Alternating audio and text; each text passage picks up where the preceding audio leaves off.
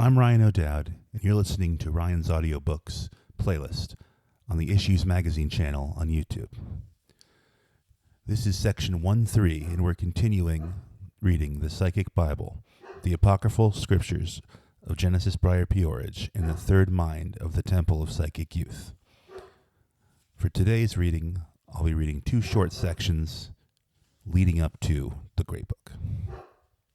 Letter to Jean-Pierre Turmel. Jen in Hackney, London E8, time fixed 23rd of April, 1982. Dearest Jean-Pierre, you was watching an American film on TV last night. There was a lively, strangely attractive woman who discovered she had cancer. She got married to her lover, knowing she would die. Then gradually she got more and more ill and haggard until she died. He had to switch it off and cried so much because it reminded me of Danny. It was as if suddenly E had understood everything about that tragedy, and my heart fell open and wept. It was good of you to understand, to predict to yourself, that E needed a silence to develop, rest, to reorient and evolve and plan, to grow used to living with a new, different person. Of course, you knew E think from our talks and our theories that Throbbing Gristle had to end, and now E am so glad we had the courage to do it. Now already it's like ghosts talking about characters in a movie E saw, only it doesn't open my heart or make tears. Indifferent. Purely history, trapped in time. Other people's business. Other people's news. But it's true, just as Throbbing Gristle supported the ghost of Coombe Transmissions, so Psychic TV and Psychic Youth will have to accept the ghost of Throbbing Gristle. Butter, that is, the organic evolution of one dream, the visualization that makes all things possible through a flexing of will, an expression of imagination. In the past, even in Throbbing Gristle, he had to admit privately that he was interested in, seduced by the mass media attention. He wanted to be liked, to get the credit we deserved. He enjoyed to be written about. It affirmed my existence because my self-image was weak and paranoid. The biggest change now is that genuinely, in my deepest interior, I am disinterested in what anyone thinks about all our future actions and projects. That their opinion might affect our financial or technical resources is of academic practical interest only, and if they chicken out and do not support what we really are this time, E really don't care. Before, E acted disinterested. E understood that it was a necessary state and stance. Butter, a private part of me, flirted and dreamed in a desire of flattery and security. It is not surprising to me. Butter E. Anne. Sure, it would be to many outside observers just how near to being right back at the beginning Sleazy and E are now. Our new music is receiving more confused reaction than it deserves. It's just soundtracks, functional. Butter, no one wants to realize that. They say they want my voice and Throbbing Gristle noise. Ha! Butter, then we never actually asked anyone to release it in the first place. Assumptions seem one of the key elements of cultural alchemy and death. If you notice, we do not court the media now, steering clear of instant new roles in relation to Throbbing Gristle past. Sleazy and E never thought it would be a dangerous tactic to release a record immediately, if ever, or indeed to do anything in public for at least a year or more. We are asleep, forgotten men whose ghost drifts. The masses' desires, non-evolution, conservatism, closing doors are still our enemy. We do understand that. We have put a few suggestions into the arena in that interview. We do not have to manifest any of them. We have and feel no obligation. Not to a public, or a past, or to do anything ever again. We are free agents. We shall do simply what we want, when and if it appeals to us at the time. And no consistency of vision or direction need apply on any level. We desire choice. Sleazy has arrived with Jeff Rushton of Stab Mental formally, now an initiate of the temple. Today E renew his probationary gestures, relive the pain of birth, trim the style of ascetic manipulation, and eat the breath of babies. There is no why anymore. There is just us. Approval and disapproval are moral stances that have no place in our vision here. There is no morality. You want to talk to a vision, a destiny, not a public. We would rather have 5 or 6 people committed totally to a coherent yet subliminal dream than anyone at all that is merely a dilettantish dabbler in gestures. We are stripping away the final strips of camouflage and revealing what we have always wanted to be and do once and for all.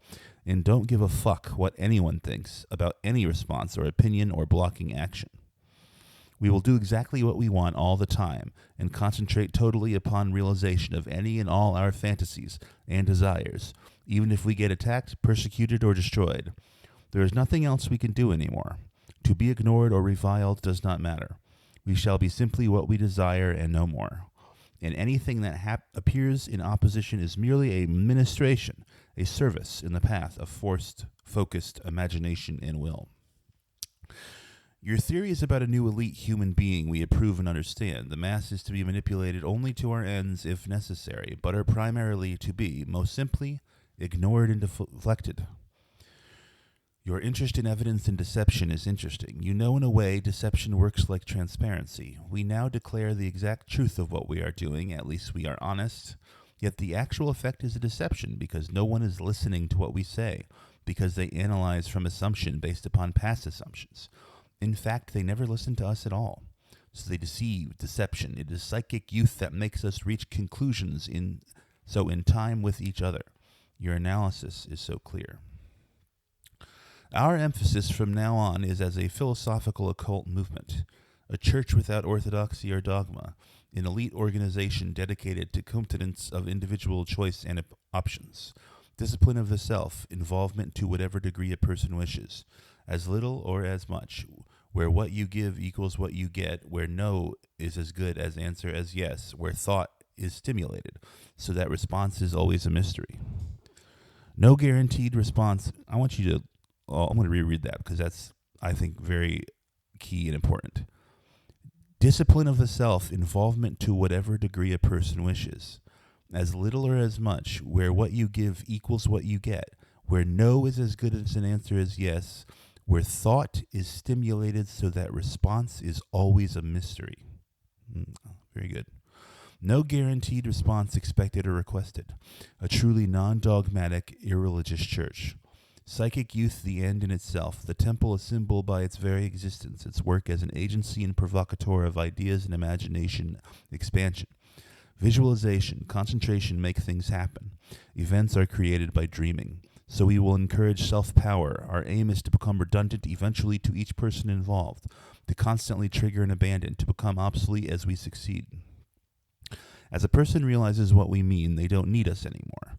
We don't want huge numbers of followers. Most churches desire. Measure their success and importance by the number of followers they have, and by the number who say yes unquestioningly to everything their leaders say. We would rather have 6 individuals than 6 million sycophants. We are here to express possibilities and free associations, not to control or restrict anybody. Restrictions are self-imposed for neuroses' sake. We recognize no leaders. We merely implant the seeds of immortality. E wrote that, then turned over your page and hit your saying the problem is not of a leader but of masses. Yes. We do understand. It's all inevitable. Right, God, it is uncanny how we coincide. Maybe we are each other, or maybe just evidence of what we believe, the imagination made real. E hate Christianism and leftism and rightism and suppression and control so much. E feels sick to think of the masses. We have declared our intent to generate, or at least symbologize, new elite made up of leaders only of the psychic youth, an ultra-elite justified in itself for no other reason than we chose to exist and demonstrate an alternative method of evolutionary change and structure. The temple is a church of only leaders, no followers. A radical step. Even the Nazis, though they bred, quote-unquote, an elite of leaders, still wanted to control the masses, lead them, and entangle themselves with them. We want the leaders alone. Fuck the sleeping masses. We have no desire to be superior rulers of boring, dull masses of people who we despise. We want just leaders. A church full of leaders, only leaders and not leading anyone. Merely cohabitating, a separate existence for our satisfaction. Why waste all that time, energy, and vision dealing with boring masses of people? We've got better things to do, enjoying and stimulating ourselves, a self-centered religion instead of crippling, selfless Christian ideal. That's the end of the first intro. Now there's one more short one called A Personal Message from the Temple of Psychic Youth. We have reached a crisis point. We are aware that whole areas of our experience of life are missing. We are faced with a storm of the fiercest strength known. We are faced with the debasement of man to a creature without feelings, without knowledge and pride of self. We are faced with disillusion far more complete than death, a new dark ages. We have been conditioned, encouraged, and blackmailed into self-restriction, into a narrower and narrower perception of ourselves, our importance, and our potential. All this constitutes a psychic attack of the highest magnitude. Acceptance is defeat. Resistance is dangerous and unpredictable, but for those who realize the totality of defeat, resistance must be the only option conceivable. Right now, you have these alternatives: to remain forever part of a sleeping world, to gradually abandon the hopes and dreams of childhood, to be permanently addicted to the drug of the commonplace, or to fight alongside us in the temple of psychic youth, a new way on. The Temple of Psychic Youth has been convened in order to act as a catalyst and focus for the individual development of all those who reach inwards and strike out. Maybe you are one of these, already feeling different, dissatisfied, separate from the mass around you, instinctive and alert. You are already one of us. The fact that you have this message is a start in itself. Don't think we are going to tell you what to do, what to be. The world is full of institutions that would be delighted if you thought and did exactly what they told you. The Temple of Psychic Youth is not and never will be one of them.